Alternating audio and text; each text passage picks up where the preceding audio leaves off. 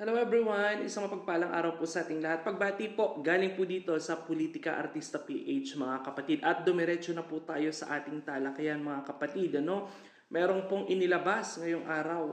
Ito pong Philippine National Police or tinatawag po nating PNP. At sinabi po nila na bumaba daw po ng 26.76% ang crime rate daw po ng Pilipinas. Batay po ito sa inilabas po ng Philippine National Police mga kapatid. Kung pagbabasihan po natin, ano po ba ang kasalukuyang lagay ng inyong mga lungsod, ng inyong mga lugar? Sa panahon po ng Marcos administration, kung kukumpara nyo po, nung panahon nung Duterte administration mga kapatid, ang tanong po natin dyan, safe po ba kayong maglakad saan man po kayo pumunta? Hating gabi man po ba kayo umuwi? Ang inyo po bang lungsod ay nananatiling drug-free? Ang inyo po bang lugar ay tahimik po at nakikiisa po sa koordinasyon sa bawat barangay na inyong nasasakupan mga kapatid? Kumusta po ang inyong lugar? Hindi po ang Philippine National Police ang makapagpapatunay dito. Taong bayan po. Kayo po na mga Pilipino na naninirahan sa bansang Pilipinas, tayo po na mga miyembro at tayo pong mga Pilipino na naninirahan sa bansang Pilipinas, ay ano po ba ang ating basihan? Tama po ba ang inilalabas ng Philippine National Police? Hindi po ito pagbibigay, ito po ay kathalang po natin, ito po ay sinasabi po natin. Yung katotohanan po at realidad, hindi po ang Philippine National Police. Paano po kaya nila ito nakukuha at saan po kaya ang report?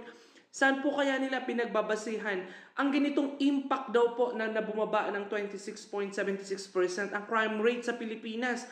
Gaano po ba ito kaorganisado at gaano po ba ito katotoo mga kapatid?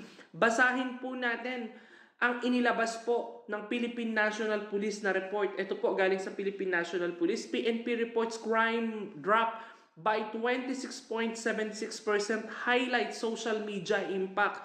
While some crimes have gained more visibility, social media, office records from all 17 police regions office indicates a notable decline in the country overall crime rate according to the Philippine National Police PNP Chief Romel Marbil.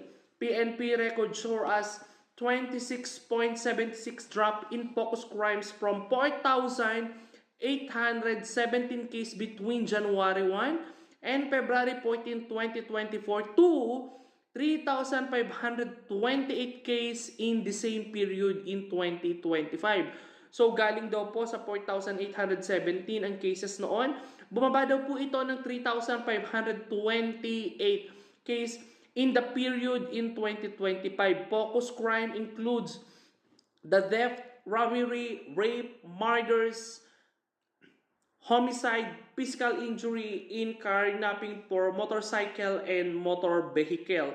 Among those RAP record the most significant decline, plummeting by 50.6% from 1,261 cases in early 2024 to 623 cases from this year.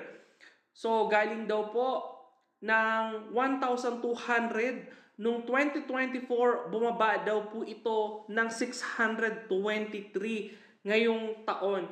Year-of-year date also reflects a 7.31% decreasing in focus crime with the 41,717 incident records in 2023 compared to 38,667 in 2024. So 41,000 bumaba po, galing po ng 41,717, bumaba daw po ito ng 38,667 noong 2024. The PNP chief emphasized that these improvements align with the Ferdinand Marcos Jr. vision of the safe and secure Philippine. He noted to the PNP full committed to support the administration goals, enhancing public safety, thorough protective law enforcement, and community engagement. Ang tanong po natin dito, tayo po ba sa ating mga komunidad, ang ating pong kinatitirahan, kumusta po ang inyong lugar? Ang sinasabi po ba nila na 26 na pagbaba po ng crime rate sa Pilipinas ay bumaba ng 26.76%? across the social media impacts. Naniniwala po ba kayo dito? Kumusta po ang inyong lugar? Kayo po ang makasasagot. Sa mga naging pahayag po ni Romel Marbil, batay po at ipinagmamalaki po nila, no? Ang ginagawa daw pong na thorough at makasaysayang pagtatrabaho daw po ng Marcos administration ay nagbubunga daw po ng katiwasayan at panatagan ng maraming Pilipino. Tanong po natin dito, tayo po na mga nakatira sa ating mga lungsod, kumusta po ang inyong pamumuhay nung panahon ng Duterte administration at ngayon? Ang ibinibigay po bang report at sinusubo sa ating report, itong Marcos administration ay nararamdaman nyo po? Nararamdaman nyo po ba sa ngayon? Kayo po ang makasasagot at hindi po si Romel Marbil. Saan po kaya nila pinagbabasihan, ano?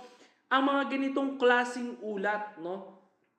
He attribute the gain and sustained law enforcement efforts, including the heightened police visibility in high crimes areas, insufficiently intelligence and investigate operation to dismantle the criminal network, and expanded use of digital platforms and surveillance technologies to enhance crime detections and response. So pati daw po yung sa mga social media, yung mga bullies nga po, yung mga nangaharas po, mga love scams, at any kinds po na lumalabas po sa social media platform, pati din daw po yan ay binilang nila. At nagpapakita ng signipikadong numero na nakapagpababa daw po talaga ng crime rate sa Pilipinas. Gaano po katotoo? Hindi po natin alam. Batay po yan sa inilabas po na report ng PNP at ng kanilang pamunuan na sa PNP Chief Romel Marbil, no?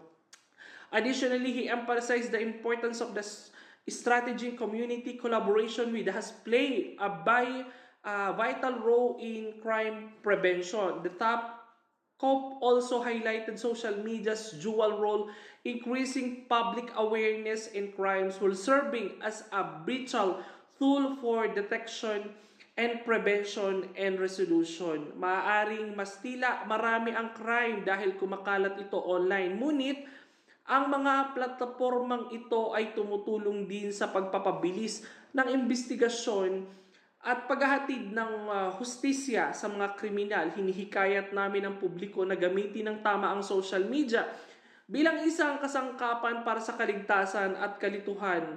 He added, General Marbil urged the citizens to remain vigilant, report suspicious activities, and support law enforcement efforts to maintain. Ito po, dito po lumalabas, ang inilabas po nilang report ngayon ay batay po sa social media daw po, no, na pinagbotohan. So ibig sabihin, kinalkula po nila ang lumalabas na report at sinabi nila na bumaba daw po ang crime rate. Ngayon po, nakikita po natin ang social media ngayon, ano, may humihit-hit ng shabu, may nagkakagulo, may nagsasaksakan, may nagpapatayan, at kung ano-ano pa po, mga kapatid, ano.